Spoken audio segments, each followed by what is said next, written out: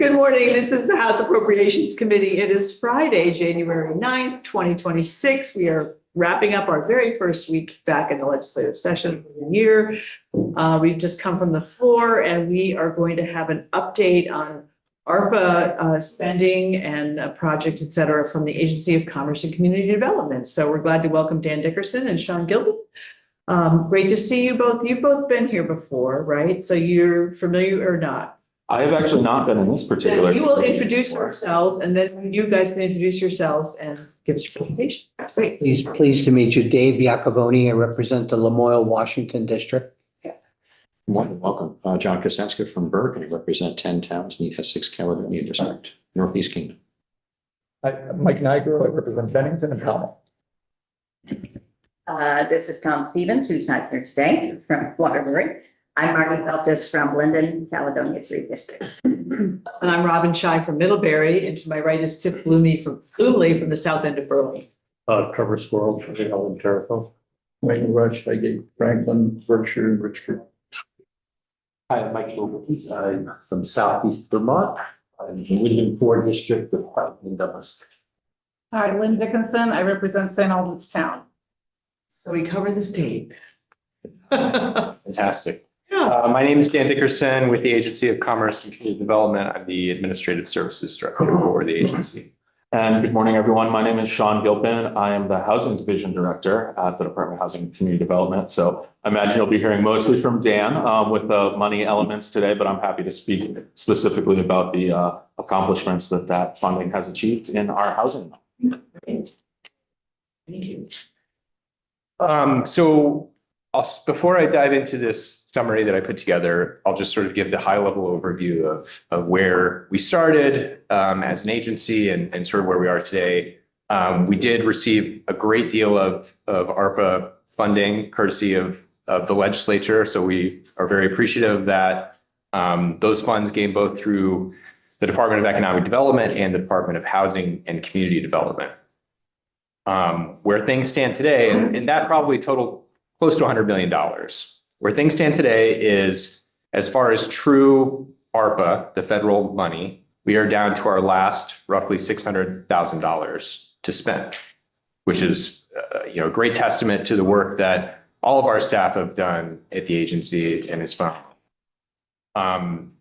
Courtesy of, or thanks to the Recovery Office, we were able to convert many of our ARPA dollars to general funds. And I think that happened with other agencies around the state. So I will say that we do have this sort of converted general fund, more of those dollars that we still need to spend down, but we focused on spending as much of our ARPA as we can and get that funding out the door. And so where things stand is we're down to our last 600,000. This summary focuses on the Department of Housing and Community Development because of the fact that this is the only department with true ARPA remaining. So I will say, just to give a really high level for where things stand at DED, there is converted general fund that still remains unspent, but it is obligated through the Community Recovery and Revitalization Program. And it's roughly 18 million. So it's not an insignificant number. Is that the missing middle? That's not the missing middle. That's CRP. So it's funding that DED is coordinating with communities around the state through grant agreements to revitalize downtowns and different things. I'm wondering which one that we have, when Doug Farnham came in, we have a spreadsheet that has the stuff that gets converted to general fund and then the stuff that was still ARPA. So if I'm looking at the general fund one. Well, if you're looking at my sheet, you're not going to see. No, I'm looking at the one that. So why don't we go through the sheet that you have and then let's go back to the general fund and just chat about that for a bit so we understand. Okay. So I'll jump right into my sheet and up front, I'll note that there are two groupings of columns here. The one to the far right, encumbered and expended funds. This is what you would see if you pulled report from the Vision financial system. The obligated funds is more just me looking at, okay, what was the original appropriation so that you can all see what's going on, what funds were reverted either because the recovery office came and said, hey, we're going to swap X amount for general fund, or, at the end of the obligation deadline, we inform the recovery office, hey, we just can't get these funds obligated in time. Please take them back and deploy them elsewhere. So that's that column.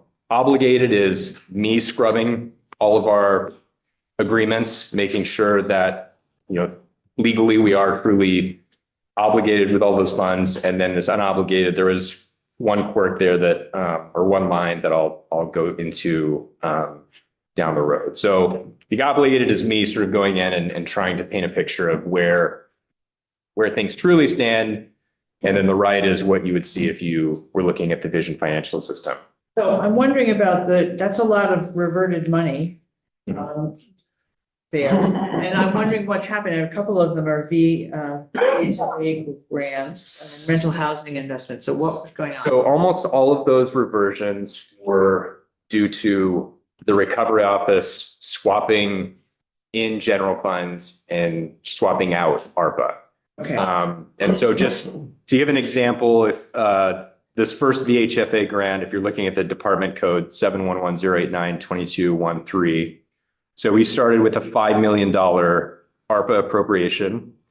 3.33 million was reverted, it's then reappropriated as general fund. So that's one of those instances where the funds got swapped. The only true reversions where we simply gave up the funding completely is here at the top, this water system improvement, the 87,500. We were not able to obligate, or we were not going to be able to obligate those funds in time for the federal. I think it was the 12/31/24 deadline. So we gave those back. And then further down, high efficiency devices. I should have numbering on these lines. I apologize, but there's 800,000. That was also money that we gave back. Yeah. Remind me what the high efficiency devices are. I can speak to that. That was sort of a spin-off of Agency of Natural Resources water efficiency program. Okay. And we applied it specifically to Vermont Housing Improvement Program upgrades and upgrades. So trying to get replacing appliances with higher water efficiency, doing sewer and water upgrades or improvements in order to deal with water efficiency. Yes. Okay, thanks.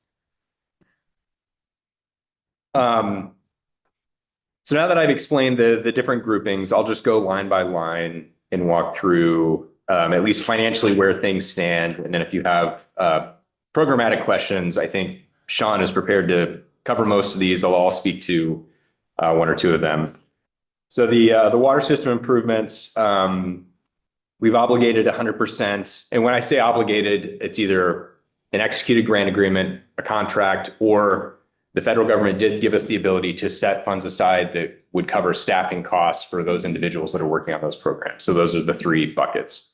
Of what's not spent but still encumbered, there's about 28,000 that I believe most of those funds are to cover staff that are continuing to work on the program. And so we would intend to get those funds out the door by, I think it's the June 30th deadline for the primary grantees that the recovery office has given.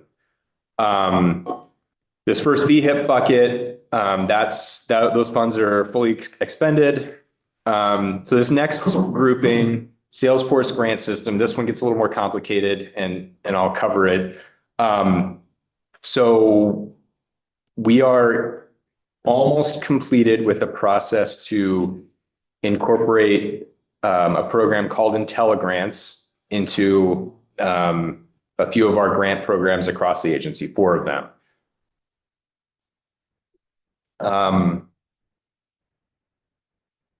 Sorry, I lost my train of thought for a second. The 4 programs are the Municipal Planning Grant Program within DHCD, the Vermont Economic Growth Incentive Program within DED, Vermont Training Program within DED, and then the Vermont Community Development Programs. So they have CDBG, Recovery Housing Program. So those are the 4 big programs that are being brought into this grants management system with these funds. ADS is coordinating that effort, and they're the holders of the contract. And so the reason, just to go all the way to the right here, the reason that you see an available amount of 439,000 is because for procurement activity, we are now using the VT buys system. And because we are not the holders of the contract, VT buys will not allow us to set aside those funds in that system. And so Vision then shows that they're available. But the reality is, if you look over here to what's obligated, the funds are almost fully obligated. The other quirk that I will explain is around the time that the recovery office came to us and said, hey, we want to swap ARPA for general fund, we had already spent $78,000 of ARPA. Right. So what we have to do is work with the recovery office to figure out, okay, because we already spent this amount, we need to figure out a way to adjust that while also continuing to be in compliance with the federal ARPA requirements. So those are my attempts to explain those two little quirks for that. Yeah, is this relevant to the fact that this is a computer software? Salesforce is something that you're trying to implement into this that's new and takes more time? In some ways, yes. I will note this was initially going to be us using Salesforce for grants management. We've since gone with a different program, which is the Ag and Intelligrants. But yes, ideally, because these funds were appropriated a while back, this would be done and the doors would be closed. But finding the right provider of this service took time, and then working with ADS to get all of our ducks in a row, and then get the process started, and then get it implemented. It's all taken time. And so to some extent, yes, because it's a complicated program and relatively new within ACCD, there has been some delay. But we are on track. I believe we only have one remaining program that has not gone live with using the platform. So we're really close. Go ahead. So in the reverted column, the first line and then the $800,000 line, those were reverted to the federal government, right? No, these were reverted. It was reverted back to essentially I don't think it went directly to the recovery office, but it was reverted in the direction of the recovery office, where I think they would then make the decision of, okay, where can we plug in this ARPA money to ensure that it's spent or at least obligated by They reallocated it to some other area. Yeah, and that would be, as far as where the funds went, that would be a question that. We didn't go back to that, that's why you didn't have a separate column for. I don't believe we've sent any funds back to the feds yet. That would, I think you'd have to ask Doug Martin that question. So this next program, the VHFA grant, these funds are fully expended, although there was a swap from ARPA to general fund, but we've fully obligated and fully spent all of those dollars. The next one, Vermont, what's called here the Vermont Rental Housing Investment Program, but became the Vermont Housing Improvement Program. Yeah. So here we still have both ARPA and general fund dollars remaining. And I'll let Sean speak to sort of where things stand as far as getting those last bits of money out the door. Sure. So all of this money has been, so we work with VHIP through the 5 home ownership centers in the state that cover all of the counties collectively. They all have been promised all of these funds down to the last dollar. We're working right now. We're probably within the next 2 weeks, probably going to see the last of the ARPA funded VHIP units come to completion. We will have created more than 1,000 units through the VHIP program once that comes to pass. So this is all spoken for. However, it is a reimbursement program, and so it's not until work is there's several payment there's a payment schedule for private property owners who use these funds, but it is reimbursed. So we wouldn't expect to see that completely zeroed out until all of these units are leased up and actually serving the purpose that they've been ascribed to.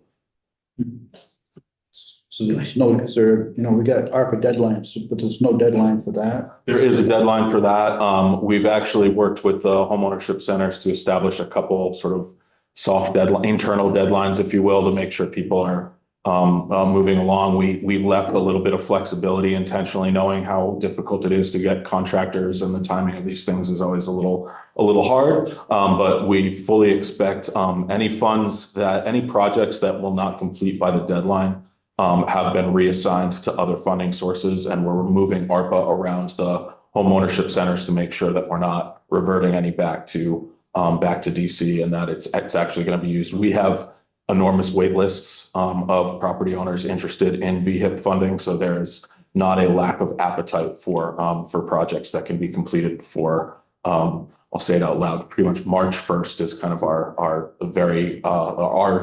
more than soft deadline for folks, although we've told pretty much everybody in the program right now is lined up to finish by February 1st. John, it's a question. How many units are tied to that? Right now, so VHIP's gone through a couple different iterations, and so we had money prior to ARPA, full ARPA funding, but by the end of this month, I expect that we'll have about 1,016 units that were created by VHIP. A majority of which are serving people who exited homelessness, although that tenancy eligibility is broadening because our goal is really unit creation. It's a supply issue, and that's the goal. We did focus, as many folks know, primarily on exiting people from homelessness at the sort of the peak of the COVID epidemic, because we were trying to keep people out of shelters. Now we're so the program's matured a little bit and is now focusing more broadly on affordable rental units for a broader populace than just that. Although plenty of people are still signing up, we have some incentives to encourage people to do that extra level of service, and that's still attractive to a lot of folks who are recognizing their role in really supporting the communities. It's been a heartwarming humanities story as well as a really impressive fiscal one. Great, thank you. Yeah.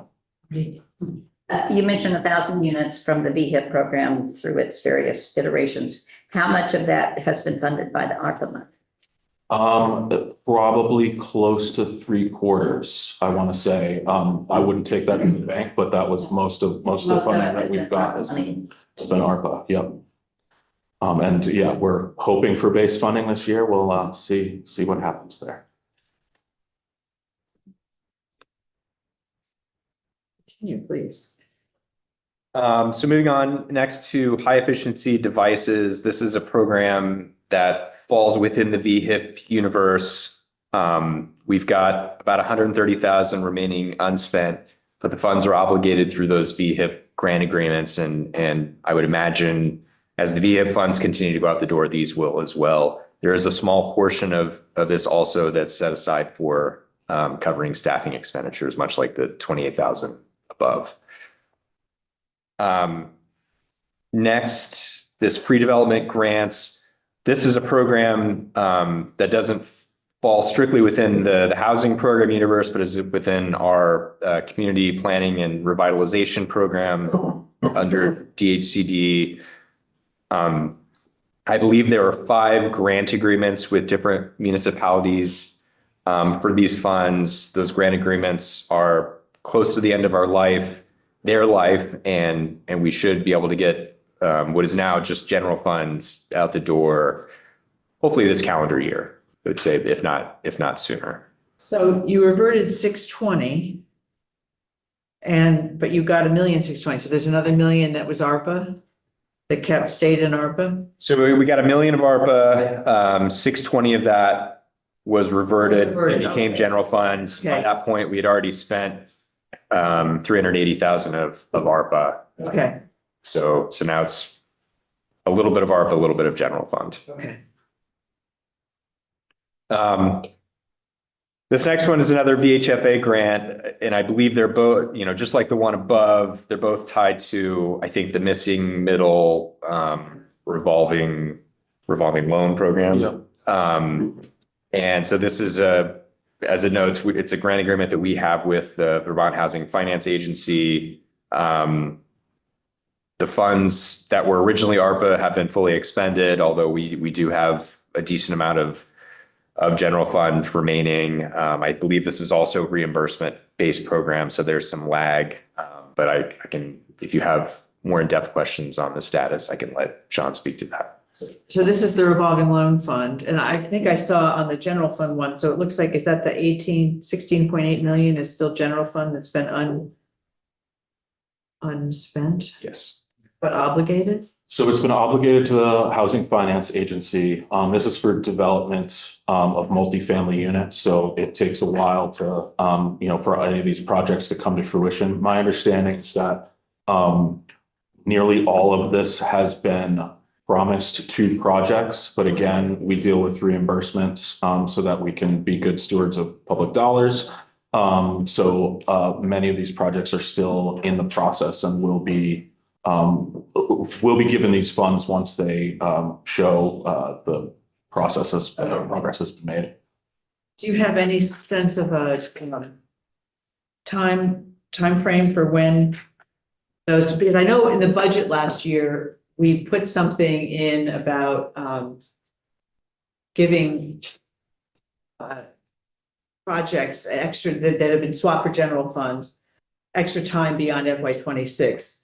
James, I don't remember what that is in the budget, but that would be good to just for us to remind. And whether it went till December of 2027 or whether we just gave it a few months into 2027. But the point was that we didn't want these projects that were originally ARPA projects to have the general fund hanging out there, because this is all just being held in this general fund we're not using for other things. So we were in the budget, we said you can have the money beyond the 26th date because we gave you general fund, but it can't go on forever. So I can't remember what that deadline is. Right. I've just sent a message to one of my colleagues who's probably watching the live feed. There's about a 2-minute delay on the YouTube. So we'll see if we get an answer if We learned Is something. this like Back to the Future or something like that? Wait, The two fund numbers, 22,047 and what, 10,000, what's the difference? Oh, yeah, I should have explained that. The 22047 is the federal ARPA, and then the 10,000 is general fund. so my Cracker Jack staff has said it's December 31st, 2027. So the general fund swap gets another 12 months. But that's it. Then we take it back. I think internally, our goal is to still get things completed by the end of the ARPA. That's great. 12/31/26. I can't, going back quickly to DED, I think there are a few of those CRP projects that we had identified as not so much risky for purposes of not being completed, but Right. could fall past that. So I think there are a few there that could go past 12/31/26, but I think, at least from what I've heard, by and large, we're still trying to get things done by the end of this calendar year. Okay. But just letting you know well ahead of time that. yes. There, January yeah. 28 is going to be a whole new. We've bought future calendars. It's highlighted. Very aware. Excellent. Great, thank you. So the only other item here, these three lines are another one of the successful programs that really was possible thanks to the ARPA dollars that has transformed into a base funded initiative, the Manufactured Housing Improvement Investment and Repair Program. Improvement repair. Got it, yeah. We play around with eyes. By and large, those funds have all been spent. I did, just looking at vision, I did identify these $3 that are sort of hanging out there. Although going back to the grant agreements, we had all the funds obligated. So I think it's just a matter of the finance team figuring out where we missed $3 of a payment that went out A cup to. of coffee, So pretty small amount that we'll work to get resolved. Yeah. So beyond that, that's the DHCD, ARPA, specifically the state and local fiscal recovery funds universe. Answer. That's helpful, thank you. So if we can look at you don't have this in front of you, the general fund. I don't, I've seen that though. Yeah, okay, so a lot of it's ANR, but I'm just checking. There is some missing middle. I believe that document has numbers that were current as of 9/30/25. Right, Yeah, one of them is the rental housing investment program, and that had 15.6 million. Okay, that's probably this missing middle. Rental housing investment program is actually probably another name for VHIP. And those funds have Is definitely. that what that's, is? Yeah, VHIP's gone through a few different. Call it the same thing, because we know I'm what trying, VHIP is. trying really hard. We have enough acronyms without, Hey, with multiple acronyms for the same program. I should have stock in alphabet soup. I know. Yeah, so, yeah, the community recovery grant, so I'm seeing there's quite a bit that needs to be spent on a couple of different projects. Remind us a little bit more about, talk a little bit more about what those programs are, something about helping municipalities, but tell us a little bit more about that. I think that's the one question that I can't answer off the top of my head. Okay. I will say, I'll jump in, Okay. save you a little bit here. That actually is a program that's run through our community planning and revitalization crew. I'm sure you folks are familiar with Chris Cochran, who deals a lot with land use. That's the group that the division that he oversees. So they typically go towards planning for revitalization, everything from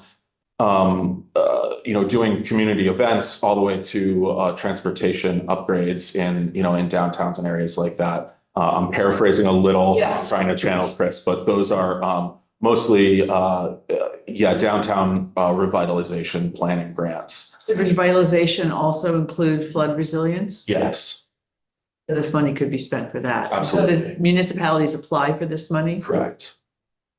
They all know if there's this, it seems like there's a chunk left over, and I'm wondering if all the municipalities Yeah, are really aware of it. it's a great question. I'm not sure what the outreach is, but I can certainly find out and get back to you. And I don't know. So everything that would be on that document Yeah. from Doug Farnham Yeah, would have a grant agreement behind it at this point. So we've committed every dollar On of here. what we have. okay, It's just a matter of, just like with VHIP okay. and with the VHFA work, it's physical projects that have to be contracted and subcontracted and completed and monitored. And so there's just a process that's still playing out.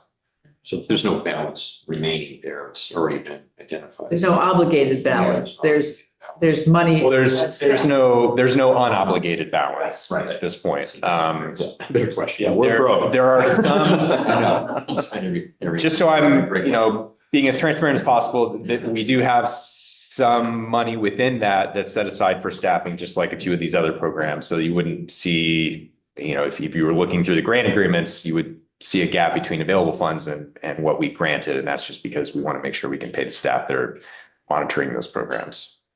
But every dollar is committed at this point. Okay. Go ahead. I think those downtown revitalization grant money that you were talking about it's not granted, I don't believe, to the regional development or regional economic development and planning commissions, but they were instructed to work with their communities Right. in terms of promotion and getting applications and that sort of stuff. Yeah. So for instance, in my area, I know that our regional planning commission is working with the communities Yeah. to try to figure out how to use these. Right. And I think that was Right. part of the idea, wasn't it? Because so many small communities don't have grant writers and they don't have full-time staff to do this sort of stuff. So, Right, Yeah. and so the regional planning commission yeah, is helping out with that. Yeah. and hopefully promoting it enough so that Right. they get applications in Right. from Yeah. And getting the to pay for some of communities. that. Right. Right. And in fairness to the RPCs, as we affectionately call them, they do a lot of preeminent work even before an application. So they try to get communities ready so that they can be successful and not, especially when you're dealing with a community that's heavily reliant on volunteers. You really can't Right. burn, you Right. can't burn that energy. You Exactly. necessarily, yeah. Anybody have any more questions about the ARPA stuff? So it sounds like you're on track. You might have to find $3, but otherwise you'll spend, I'll write personal checks. for $3, at what point is it worth it, right? Close the door on this. Yeah. Says the person who balances their checkbook with a penny every month. I can't stand it if it's off. We hunted down 25 cents off the $50 million homeowner assistance program. Yeah, we found it. All right. You guys know how to look under the sofa. That's good. Great. All right. Well, thank you very much for coming in and appreciate hearing a little bit more about the work that you're doing with these funds. It's good to kind of get a recap on that. And we'll see you back here for FY27 when you learn. It's Too long. not very long. Get through the consensus revenue forecast first. Yeah. Thank you. All right. Yeah, thank you all. Thank you all. Great weekends. Thanks. So committee, that is, we have our budget workshop at 12. We have, how many people now? We signed up. 18 people. So now there are more coming.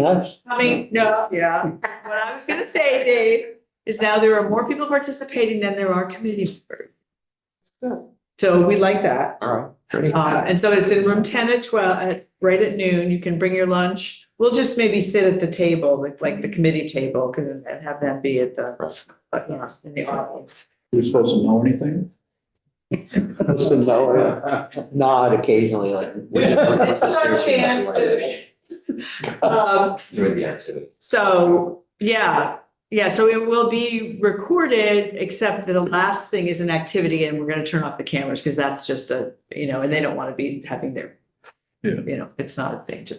So the rest of it will be recorded. That will end up going on our website, so you can refer people to that and the presentation documents on our website, this afternoon after all. Okay. In the meantime, for budget adjustments, I've been going through the spreadsheet to see, are there things that we need to let committee chairs know about? Most of them are not. There's a few, we've kind of asked some of you, I've spoken with you just to see. Most of it's, or I've talked to the committee chair already, so that should be fine. But if you have questions on any of yours things, do a little deeper dive. I know a couple of you are checking with the people that presented to say, tell me a little bit more about this. And I'm hoping that we're going to take some testimony. Chair Wood will be here next Thursday to talk about their recommendations. That's where most of the budget adjustment thing is happening. And then there may be some, another committee member or two that comes and talks to us about a couple of things. I have to check out healthcare as well and see how we are on that. But I think, as I said before, it's not a wildly crazy budget adjustment this year, which would be nice. We may have, we may have some surprises, but that's what we have for now. So that's what we have. We are not going to meet this Monday. Enjoy your Monday. The following Monday is a federal holiday, MLK Junior Day, so we will not meet that day. Enjoy your Monday. Get ready for the following Monday. We'll have the budget, so it's presented on the 23rd, no, the 20th, sorry. Adam and Hardy will be here that afternoon after the budget speech to start going over things, and we'll start meeting Mondays after that. And it'll be again Monday afternoon, like at 1, like we've done before, to 4 or 4:30, depending on that. So. When do you think we'll be on the floor with BAA? In my perfect world, it will be the week after next.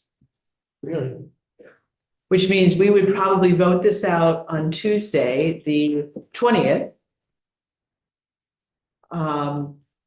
Unless there's something that I learn about the budget that makes more sense for us to wait till we hear about the budget. I have no intel right now, nothing. But that's my ideal world. So if we get that out on that Tuesday, it'll be on notice Wednesday and on the floor that Thursday and Friday. Everything's kind of backed up. It's earlier by a week this year because of when we started, so good. It'd be great to get that out though before we start working.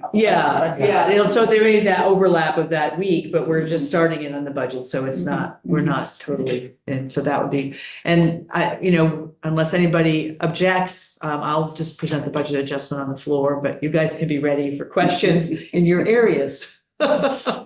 So that's kind of the plan. Does that all make sense? You're good with that? So we're not gonna do a repeat of last year where we go on and on and on and on. And on. We hope. You mean like we have 2 budget adjustments on our wall? That kind of on and on? Yeah, that kind of going on. Hope not. Yeah, yeah. I'm hearing little things might be cropping up with some changes on the budget adjustment. I've sent a text to Adam. So we'll see, if there's some changes. Remember last year they came to us with, provider stabilization and they wanted to up that and reduce something else because we learned more about the nursing homes. And so sometimes things happen like that that we need to put in the budget.